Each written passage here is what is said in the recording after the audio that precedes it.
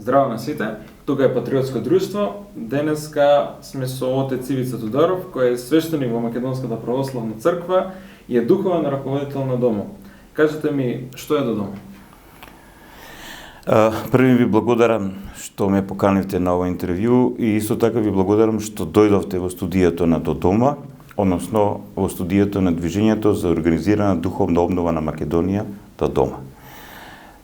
Сега, кога најчесто објаснуваме што е До дома, значи До дома е правно гледано невладина организација, но во духовна смисла на зборот тоа е заедништво на православни христијани кои активно живеат во Македонската православна црква Охридска архиепископија, но во исто време се и родолюби, луѓе кои активно си ја сакат и својата татковина Македонија.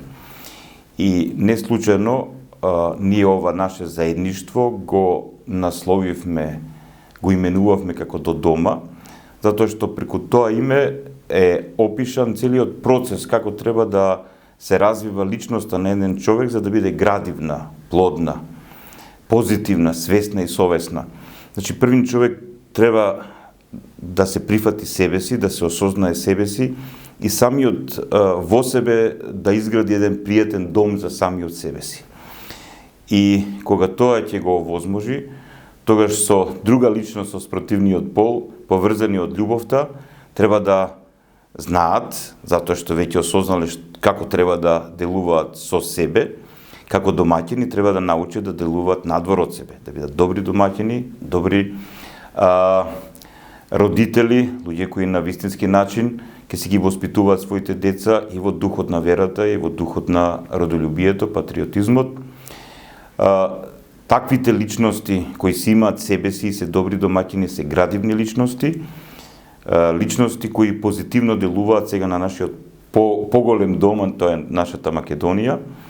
И целта, значи, на До дома е изнедрување на се повеќе и повеќе добри луѓе, свесни луѓе, совесни луѓе, луѓе кои на активен начин ја практикуваат својата православна христијанска вера, но и на активен начин се заложуваат за доброто на својата татковина.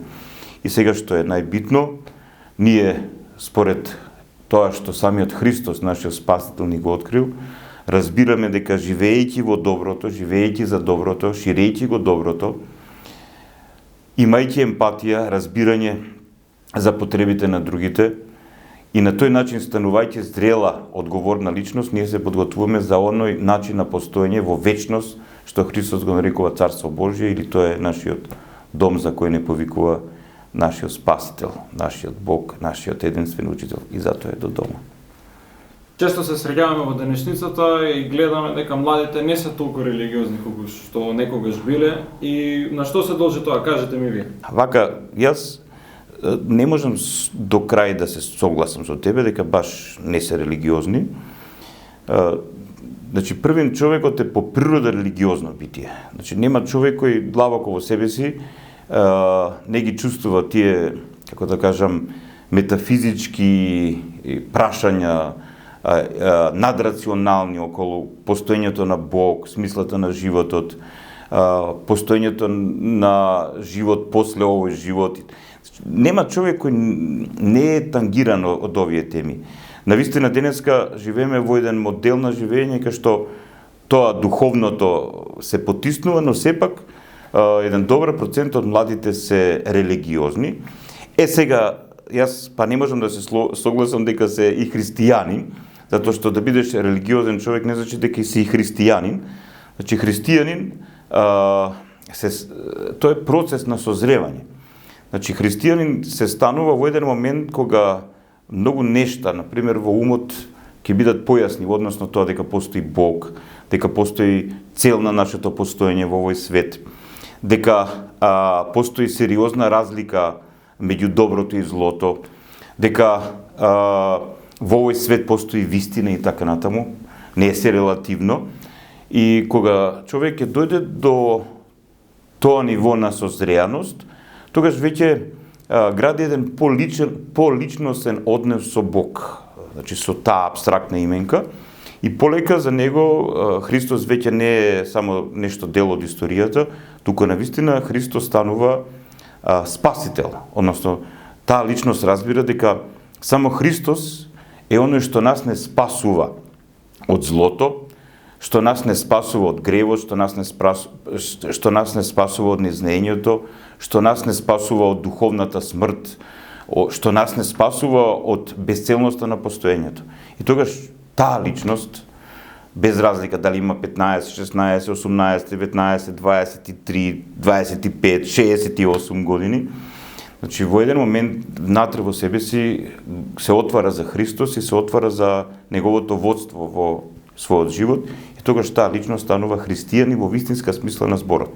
Затоа што па денеска многумина од младите кои се религиозни и се крстени како членови на православната црква, значи тие со своето крштевање се членови де јуре, но де факто колку се членови, тоа е знак прашање.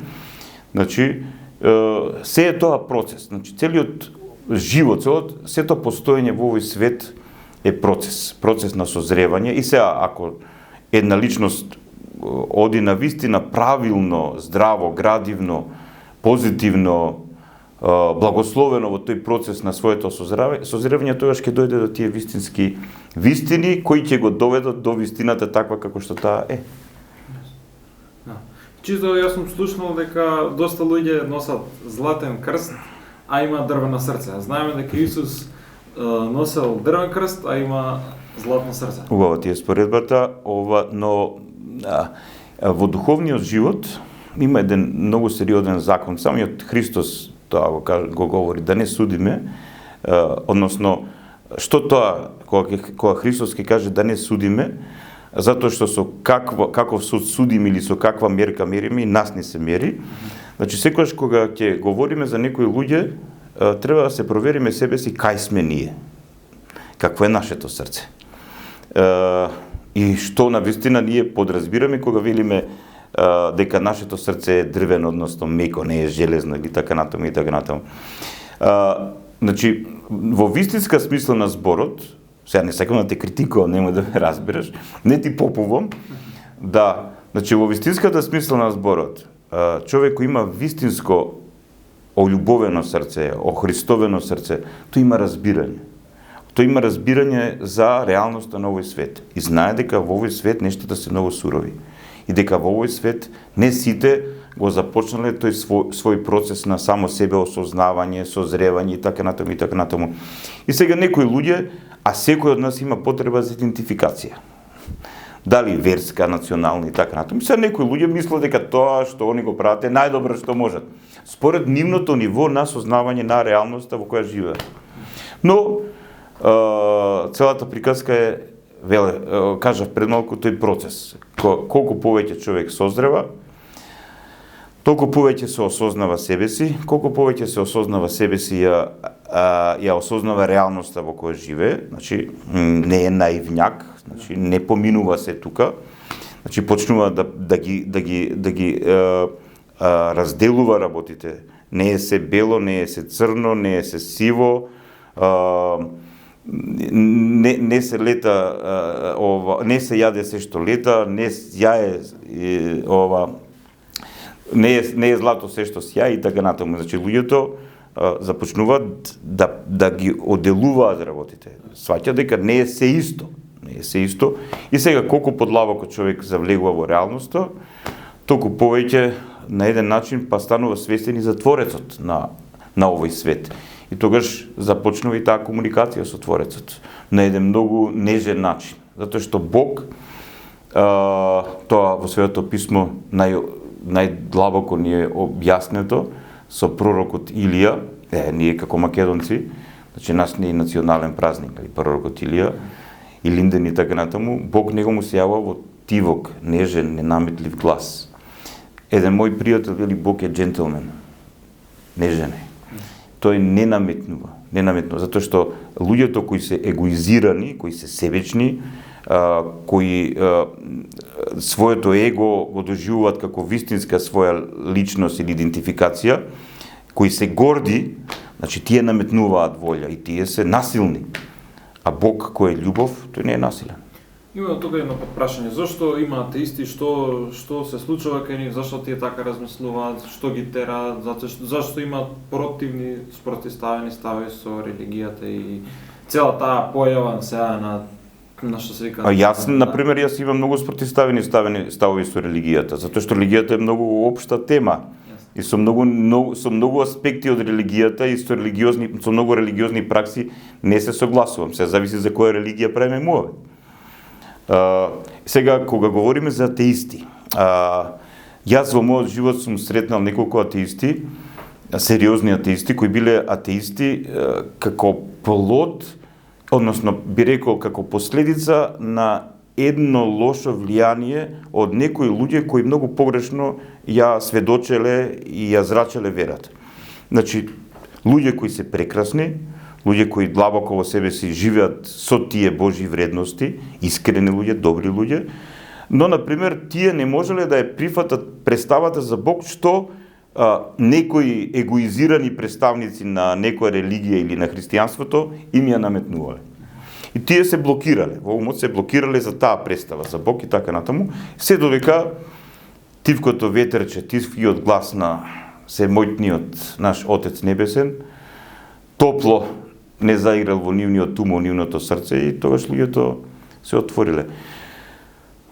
Така да, јас би кажал дека има повеќе, значи атеист, значи тој е за мене човек кој има познавање за Бог, но не го прифаќа Божјото постоење. Тоа е сатанизам.